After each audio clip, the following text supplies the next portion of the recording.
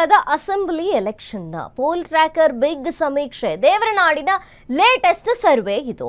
ಕೇರಳದ assembly election ನಲ್ಲಿ ಏನಾಗುತ್ತೆ ಮತ್ತೆ ಯಾರು ಕಮಾಲ್ ಮಾಡ್ತಾರೆ, ಪೋಲ್ ಟ್ರ್ಯಾಕರ್ ಬಿಗ್ ಸಮೀಕ್ಷೆ ದೇವರನಾಡಿನ ಈ ಲೇಟೆಸ್ಟ್ ಸರ್ವೆ ಏನ್ ಹೇಳುತ್ತೆ ಕೇರಳದ ಅಸೆಂಬ್ಲಿ ಎಲೆಕ್ಷನ್ ಬಗ್ಗೆ ಅನ್ನುವಂಥದ್ದು. ಏನು LDF ಹ್ಯಾಟ್ರಿಕ್ ಕನಸಿಗೆ UDF ತಣ್ಣೀರೆರಚುತ್ತಾ ಮತ್ತೆ ಕಮಾಲ್ ಮಾಡುತ್ತಾ? ಹಾಗಾದ್ರೆ LDF ಈ UDF ತಣ್ಣೀರಿಗೆ ಅದರ ಕನಸಿಗೆ ತಣ್ಣೀರೆರಚುವಂತಹ ಕೆಲಸವಾಗುತ್ತಾ ಅನ್ನುವಂಥದ್ದು. ಮುಂದಿನ CM ಯಾರು ಅನ್ನುವಂಥದ್ದು ಕೇರಳದ assembly election poll tracker big ಸಮೀಕ್ಷೆ ದೇವರನಾಡಿನ ಲೇಟೆಸ್ಟ್ ಸರ್ವೆ ಇದು. ಮತ್ತೆ ಕಮಾಲ್ ಮಾಡುತ್ತಾ ಹಾಗಾದ್ರೆ LDF ಹ್ಯಾಟ್ರಿಕ್ ಕನಸಿಗೆ UDF ತಣ್ಣೀರು ಎರಚುತ್ತಾ? ಮುಂದಿನ CM ಯಾರು? ಸರ್ವೆ ಏನ್ ಹೇಳುತ್ತೆ? ಈ ಬಾರಿ ಖಾತೆ ತೆರೆಯುತ್ತಾ ಬಿಜೆಪಿ? ಪೋಲ್ ಟ್ರ್ಯಾಕರ್ ನೂತನ ಸಮೀಕ್ಷೆ ಬಿಡುಗಡೆಯಾಗಿದೆ. ಕೇರಳದಲ್ಲಿ ಅಸೆಂಬ್ಲಿ ಎಲೆಕ್ಷನ್ಗೆ ಯಾರು ಕಮಾಲ್ ಮಾಡ್ತಾರೆ? ಈ ಸಾರ್ತಿ CM ಯಾರಾಗ್ತಾರೆ? LDF ಮತ್ತೆ ಕಮಾಲ್ ಮಾಡುತ್ತಾ? UDF ಕನಸಿಗೆ ಮತ್ತೆ ತಣ್ಣೀರು ಬಿದ್ದಂಗಾಗುತ್ತಾ? ಪೋಲ್ ಟ್ರ್ಯಾಕರ್ ಬಿಗ್ ಸಮೀಕ್ಷೆ ದೇವರನಾಡಿನ ಲೇಟೆಸ್ಟ್ ಸರ್ವೆ ಬಯಲಾಗಿದೆ. ಮುಂದಿನ CM ಯಾರು ಅನ್ನೋದು ಭಾರಿ ಕುತೂಹಲವನ್ನ ಮೂಡಿಸಿದೆ. ಸರ್ವೆ ಏನ್ ಹೇಳುತ್ತೆ? ಈ ಬಾರಿ ಆದ್ರೂ ಅಲ್ಲಿ ಕೇರಳದಲ್ಲಿ ಬಿಜೆಪಿ ಖಾತೆಯನ್ನ ತೆರೆಯುತ್ತಾ?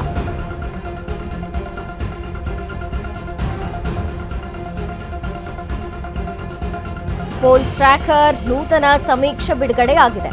ಕೇರಳದ ಎಲೆಕ್ಷನ್ ಈ ಬಾರಿ ಹಳೆಯ ಪ್ಯಾಟರ್ನ್ಗಳೇ ರಿಪೀಟ್ ಆಗುತ್ತಾ ಅಥವಾ ಹೇಗಿರುತ್ತೆ ಕೇರಳದ ಒಟ್ಟಾರೆ ಚಿತ್ರಣ ಅಂತ ನೋಡ್ತಾ ಇದ್ದೀವಿ. ಈಗ ದೇವರನಾಡಿನ ಲೇಟೆಸ್ಟ್ ಸರ್ವೆ ಹೇಳ್ತಿರೋ ಪ್ರಕಾರ LDF ಮತ್ತೆ ಕಮಾಲ್ ಮಾಡುತ್ತೆ ಅನ್ನುವಂತಹ ಸಾಧ್ಯತೆ ಇದ್ರೆ ಹಾಗಾದ್ರೆ UDF ಕನಸಿಗೆ ತಣ್ಣೀರು ಬಿದ್ದಂಗಾಗತ್ತೆ. ಮುಂದಿನ CM ಯಾರಾಗ್ತಾರೆ? ಅಲ್ಲಿ ಒಕ್ಕೂಟಗಳ ನಡುವೆ ಇರುವಂತಹ CM ರೇಸ್ನಲ್ಲಿ ಸಾಕಷ್ಟು ಜನ CM ರೇಸ್ನಲ್ಲಿ ಇದ್ದಾರೆ ಹೇಳ್ತೀವಿ, ಪ್ರಮುಖ ಹೆಸರುಗಳು ಕೇಳಿ ಬರುತ್ತೆ. ಇದರಲ್ಲಿ CM ಯಾರಾಗ್ತಾರೆ? ಸದ್ಯಕ್ಕೆ ಸರ್ವೆ ಏನ್ ಹೇಳ್ತಿದೆ? ಆಕ್ಚುಲಿ ಈ ಸರ್ವೆ ಒಂದು ರೀತಿಯ ಕುತೂಹಲವನ್ನ ಜೊತೆಗೆ ಶಾಕ್ ಅಂತಾನೆ ಹೇಳ್ಬೋದು. ಆ ರೀತಿಯಾಗಿ ಈ ಸರ್ವೆ ಇರುವಂತದ್ದು. ಈ ಬಾರಿಯಾದ್ರೂ ಖಾತೆ ತೆರೆಯುತ್ತಾ ಬಿಜೆಪಿ ಅಂತ? ಬಿಜೆಪಿಗೆ ಇದೊಂದು ಅವಕಾಶ. ಈ ಬಾರಿಯಾದ್ರೂ ಖಾತೆ ತೆರೆಯುತ್ತಾ ಬಿಜೆಪಿ? ಕಾದು ನೋಡ್ಬೇಕಿದೆ. ಪೋಲ್ ಟ್ರ್ಯಾಕರ್ ನೂತನ ಸಮೀಕ್ಷೆ ಬಿಡುಗಡೆಯಾಗಿದೆ. ದೇವರನಾಡಿನ ಲೇಟೆಸ್ಟ್ ಸರ್ವೆಯ ಪ್ರತಿಯೊಂದು ಅಪ್ಡೇಟ್ಸ್ ನಿಮ್ಮ ಮುಂದೆ ಇಡ್ತಾ ಇದ್ದೀವಿ. ಪೋಲ್ ಟ್ರ್ಯಾಕರ್ ಸರ್ವೆಯಲ್ಲಿ ಕಾಂಗ್ರೆಸ್ ಕಿಲಕಿಲ. ಕಾಂಗ್ರೆಸ್ ನೇತೃತ್ವದ UDFಗೆ ಸ್ಪಷ್ಟ ಬಹುಮತ. ಆಡಳಿತಾರೂಢ LDFಗೆ ಮುಖಭಂಗ ಫಿಕ್ಸ್ ಅಂತ ಇದೆ ಸರ್ವೆ. NDAಗೆ ಬೆರಳೆಣಿಕೆಯಷ್ಟು ಸ್ಥಾನ ಸಿಗುವಂತಹ ಸಾಧ್ಯತೆ ಇದೆ. ಆದ್ರೆ ಬಿಜೆಪಿ ಖಾತೆ ತೆರೆಯುವ ಬಗ್ಗೆ ಸ್ಪಷ್ಟತೆಯೇ ಇಲ್ಲ. ಇದು ಪೋಲ್ ಟ್ರ್ಯಾಕರ್ ನೂತನ ಸಮೀಕ್ಷೆ ಹೇಳ್ತಿರುವಂತಹ ವರದಿ. ಕಾಂಗ್ರೆಸ್ ನೇತೃತ್ವದ UDFಗೆ ಸ್ಪಷ್ಟವಾಗಿ ಬಹುಮತ ಸಿಗುತ್ತೆ. ಪೋಲ್ ಟ್ರ್ಯಾಕರ್ ಸರ್ವೆಯಲ್ಲಿ ಕಾಂಗ್ರೆಸ್ ಕಿಲಕಿಲ. ಆದ್ರೆ ಆಡಳಿತಾರೂಢ LDFಗೆ ಮುಖಭಂಗ ಫಿಕ್ಸ್ ಅಂತ ಹೇಳ್ತಾ ಇದೆ ಸರ್ವೆ. NDAಗೆ ಬೆರಳೆಣಿಕೆಯಷ್ಟು ಸ್ಥಾನಮಾನ ಸಿಗಬಹುದು ಅನ್ನುವಂಥ ಸಾಧ್ಯತೆ ಇದೆ. ಆದ್ರೆ ಬಿಜೆಪಿ ಮಾತ್ರ ಈ ಬಾರಿಯೂ ಕೂಡ ಖಾತೆಯನ್ನು ತೆರೆಯುವ ಬಗ್ಗೆ ಸ್ಪಷ್ಟತೆ ಇಲ್ಲ. ಇದು ಪೋಲ್ ಟ್ರ್ಯಾಕರ್ ನೂತನ ಸಮೀಕ್ಷೆ. ಸಮೀಕ್ಷೆ ಹೇಳ್ತಿರೋ ಪ್ರಕಾರ ಕಾಂಗ್ರೆಸ್ ಕಿಲಕಿಲ ಅನ್ನತ್ತೆ. ಆದ್ರೆ ಈಗ ಆಡಳಿತಾರೂಢವಾಗಿರುವಂತಹ LDFಗೆ ಮುಖಭಂಗ ಫಿಕ್ಸ್ ಅಂತ ಹೇಳ್ತಾ ಇದೆ. UDFಗೆ ಸ್ಪಷ್ಟ ಬಹುಮತ ಸಿಗತ್ತೆ. ಕಾಂಗ್ರೆಸ್ ನೇತೃತ್ವದ UDF. ಇನ್ನು ಕೇರಳದ assembly election poll tracker survey ಹೇಳ್ತಿರೋ ಪ್ರಕಾರ ಒಟ್ಟು ಸ್ಥಾನಗಳು ಎಷ್ಟಿದೆ? 140. ಅಲ್ಲಿ UDFಗೆ 76ರಿಂದ 85 ಸ್ಥಾನಗಳು ಸಿಗುತ್ತೆ ಅಂತ. ಇನ್ನು LDFಗೆ 55ರಿಂದ 60 ಸ್ಥಾನಗಳು.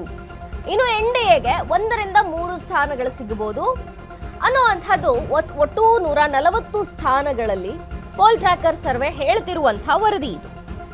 ಹಾಗಾಗಿ LDFಗೆ ಮುಖಭಂಗ ಫಿಕ್ಸ್ ಅಂತ ಹೇಳಲಾಗ್ತಾ ಇದೆ. ಸದ್ಯಕ್ಕೆ ಆಡಳಿತಾರೂಢವಾಗಿರುವಂತಹ LDFಗೆ ಮುಖಭಂಗವಾಗತ್ತೆ.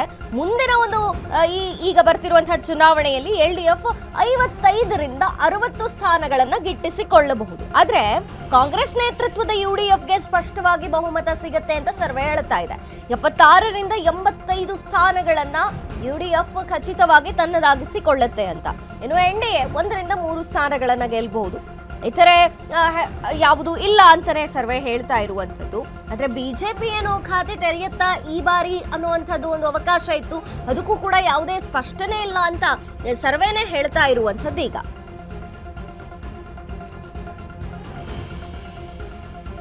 ಇನ್ನು ಯಾರಿಗೆ ಎಷ್ಟು ಪರ್ಸೆಂಟೇಜ್ ಅಂತ ನೋಡೋದಾದ್ರೆ ಪೋಲ್ ಟ್ರ್ಯಾಕರ್ ಸರ್ವೆ ಹೇಳ್ತಿರೋ ಪ್ರಕಾರ UDFಗೆ 42.8ರಿಂದ 44.2 ತನಕನೂ ಪರ್ಸೆಂಟೇಜಲ್ಲಿ ಚುನಾವಣೆಯಲ್ಲಿ ಒಂದಷ್ಟು ಸ್ಥಾನಮಾನಗಳು ಆದ್ಯತೆ ಸಿಗುತ್ತೆ ಅಂತ.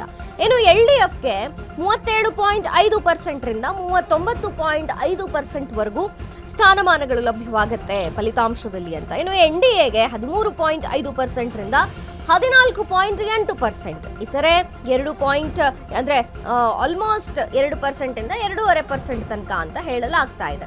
ಆದರೆ UDFಗೆ ಇಲ್ಲಿ ಸ್ಪಷ್ಟ ಬಹುಮತ ಸಿಗುತ್ತೆ ಅಂತಾನೆ ಸರ್ವೆ ಹೇಳ್ತಾ ಇರುವಂಥದ್ದು. UDF ಒಟ್ಟು 76ರಿಂದ 85 ಸ್ಥಾನಗಳನ್ನು ಗೆಲ್ಬಹುದು. ಒಟ್ಟಾರೆ ಪರ್ಸೆಂಟೇಜ್ ಲೆಕ್ಕದಲ್ಲಿ ನೋಡೋದಾದ್ರೆ 43ರಿಂದ ಅಂದ್ರೆ 42.8%ರಿಂದ 44.2% ತನಕನೂ UDF ಗೆಲುವಿನ ಸಾಧ್ಯತೆ ಅಂತ. ಇನ್ನು LDFಗೆ ಬರೋದಾದ್ರೆ ಆಲ್ರೆಡಿ ಆಡಳಿತಾರೂಢವಾಗಿರುವಂತಹ LDFಗೆ ಈ ಬಾರಿ ಮುಖಭಂಗವಾಗುತ್ತೆ. ಸ್ಪಷ್ಟ ಬಹುಮತಗಳು ಬರುವಂತಹ ಸಾಧ್ಯತೆನೇ ಇಲ್ಲ ಅಂತ ಸರ್ವೆ ಹೇಳ್ತಾ ಇರೋದು. 37%ರಿಂದ 39% ವರೆಗೂ ಆಲ್ಮೋಸ್ಟ್ 38ರಿಂದ 40 ಅಂತ ಲೆಕ್ಕ ಹಾಕಬಹುದು. ಅಷ್ಟು 39.5% ವರೆಗೂ LDF ಸ್ಥಾನಮಾನಗಳನ್ನು ಗಿಟ್ಟಿಸಿಕೊಳ್ಬಹುದು. ಇನ್ನು NDA ಮಾತ್ರ 13.5%ರಿಂದ 14.8% ಮಾತ್ರ ಗೆಲುವನ್ನು ಅಂದ್ರೆ ಸ್ಥಾನಮಾನಗಳನ್ನು ಗಿಟ್ಟಿಸಿಕೊಳ್ಬಹುದು ಅನ್ನೋ ಒಂದು ಸರ್ವೆಯಲ್ಲಿ ಗೊತ್ತಾಗ್ತಾ ಇದೆ. ಇನ್ನು ಇತರೆ 2%ರಿಂದ 2.5% ತನಕ ಕೂಡ ಈ ಒಂದು ಚುನಾವಣೆಯಲ್ಲಿ ತನ್ನ ಸ್ಥಾನವನ್ನ ಗಳಿಸಿಕೊಳ್ಳಬಹುದು ಅಂತ ಹೇಳಲಾಗ್ತಾ ಇದೆ. ಇದು ಪೋಲ್ ಟ್ರ್ಯಾಕರ್ ನೂತನ ಸಮೀಕ್ಷೆ. ಇನ್ನು ಕೇರಳದ ಮುಂದಿನ ಸಿಎಂ ಯಾರಾಗಬೇಕು? ಪೋಲ್ ಟ್ರ್ಯಾಕರ್ ಸರ್ವೆ ಹೇಳಿದ್ದೇನು? ಕೇರಳದ ಮುಂದಿನ ಸಿಎಂ ಯಾರಾಗಬೇಕು? ಪೋಲ್ ಟ್ರ್ಯಾಕರ್ ಸರ್ವೆ ಏನ್ ಹೇಳ್ತಾ ಇದೆ? ಮುಂಚೂಣಿಯಲ್ಲಿ ಯಾರೆಲ್ಲ ಇದ್ದಾರೆ? ಮಲಯಾಳಿಗಳಿಗೆ ಯಾರು ಫೇವರೇಟ್? ಪೋಲ್ ಟ್ರ್ಯಾಕರ್ ನೂತನ ಸಮೀಕ್ಷೆ ಬಿಡುಗಡೆ ಆಗಿದೆ. ಸಿಎಂ ಯಾರಾಗಬೇಕು ಅನ್ನುವಂಥದ್ದು ಭಾರಿ ಕುತೂಹಲವನ್ನು ಮೂಡಿಸಿದೆ. ಸರ್ವೆ ಕೂಡ ಹೇಳ್ತಾ ಇದೆ ಮುಂದಿನ ಸಿಎಂ ಯಾರಾಗಬೇಕು. ಈ ಸರ್ವೆ ಹೇಳಿದ್ದೇನು ಅನ್ನೋದನ್ನ ನೀವು ಮುಂದೆ ಇಡ್ತಾ ಇದ್ದೀವಿ ಅಶ್ವವೇಗ ನ್ಯೂಸ್ನಲ್ಲಿ. ಪೋಲ್ ಟ್ರ್ಯಾಕರ್ ಸರ್ವೆ ಹೇಳ್ತಾ ಇರೋದೇನು? ಮುಂಚೂಣಿಯಲ್ಲಿ ಒಂದಷ್ಟು ಹೆಸರುಗಳೇ ಇದ್ದಾವೆ ಖಂಡಿತವಾಗಿಯೂ.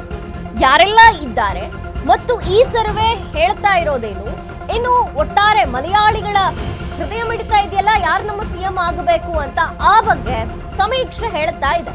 ಕೇರಳದ ಮುಂದಿನ ಸಿಎಂ ಯಾರಾಗಬೇಕು?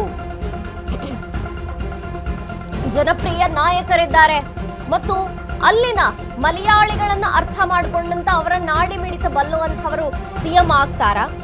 ಅಥವಾ ಸಿಎಂ ರೇಸ್ ನಲ್ಲಿ ಇರುವಂತಹ ಜನಪ್ರಿಯ ಹೆಸರುಗಳೇನು ಕೇಳಿ ಬರ್ತಾ ಇದೆಯಲ್ಲ, ಅವರು ಸಿಎಂ ಆಗ್ತಾರಾ? ಯಾರು ಸಿಎಂ ಆಗ್ತಾರೆ ಮತ್ತು ಈ ಸಮೀಕ್ಷೆ ಯಾರು ಸಿಎಂ ಆಗ್ತಾರೆ ಅಂತ ಹೇಳ್ತಾ ಇದೆ. ಮುಂಚೂಣಿಯಲ್ಲಿ ಒಂದಷ್ಟು ಹೆಸರುಗಳು ಇರುವಂಥದ್ದು. ಕೇರಳದ ಮುಂದಿನ ಸಿಎಂ ಯಾರಾಗಬೇಕು ಅನ್ನುವಂಥದ್ದು ಈ ಸಮೀಕ್ಷೆ ಹೇಳುತ್ತಾ ಇದೆ. ಮುಂಚೂಣಿಯಲ್ಲಿ ಒಂದಷ್ಟು ಜನಪ್ರಿಯ ನಾಯಕರಿದ್ದಾರೆ ಈ ಸಿಎಂ ರೇಸ್ ನಲ್ಲಿ. ಹಾಗಾದ್ರೆ ಮಲಯಾಳಿಗಳ ಫೇವರಿಟ್ ಯಾರು?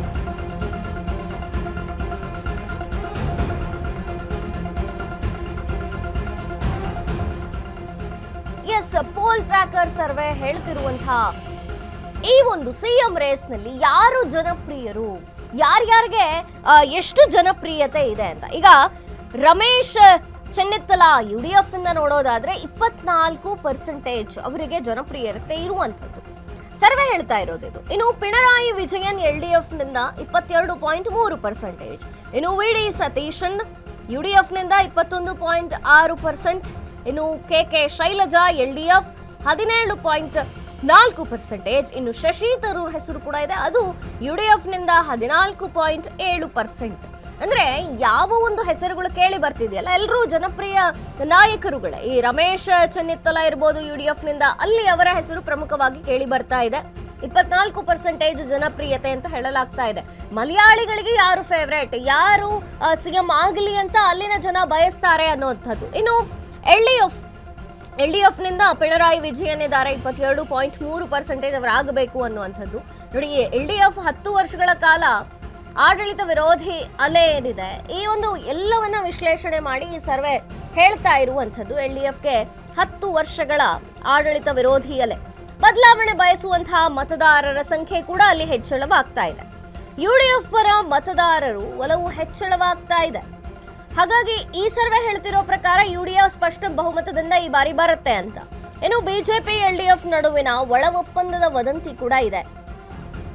ಒಳ ಒಪ್ಪಂದದ ವದಂತಿ ಕೂಡ ಇರುವಂತದ್ದು. ಯುಡಿಎಫ್ ಪರ ಅಲ್ಪಸಂಖ್ಯಾತ ಮತಗಳ ಧ್ರುವೀಕರಣ, ಮತಗಳನ್ನ ಒಂದಷ್ಟು ಕ್ರೋಢೀಕರಣ ಮಾಡುವಂಥದ್ದು ಕೂಡ ಇದೆ. ಇನ್ನು ಶಬರಿಮಲೆ ವಿವಾದವನ್ನ ನಿಭಾಯಿಸಿದಂತಹ ರೀತಿಗೆ ಅಸಮಾಧಾನ ಇದೆ ಅಲ್ಲಿನ ಮಲಯಾಳಿಗಳಿಗೆ. ಸರ್ಕಾರದ ಮೇಲಿರುವಂತಹ ಭ್ರಷ್ಟಾಚಾರ ಆರೋಪವೂ ಕೂಡ ಇದರಲ್ಲಿ ಸೇರಿಕೊಂಡಿದೆ. ಯುಡಿಎಫ್ ಪರ ಅಲ್ಪಸಂಖ್ಯಾತ ಮತಗಳ ಧ್ರುವೀಕರಣ ಅನ್ನುವಂಥದ್ದು ಕೂಡ